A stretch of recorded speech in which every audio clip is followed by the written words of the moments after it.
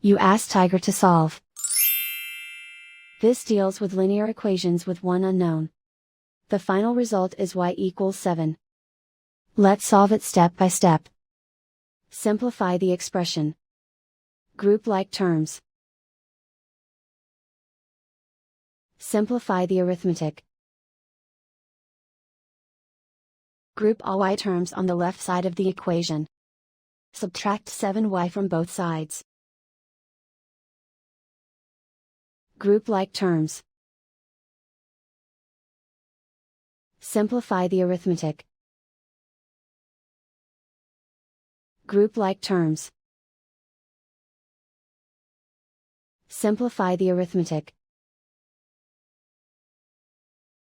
Group all constants on the right side of the equation. Subtract 5 from both sides. Simplify the arithmetic.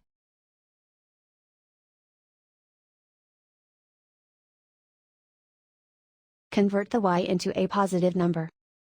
Multiply both sides by -1. Remove the ones.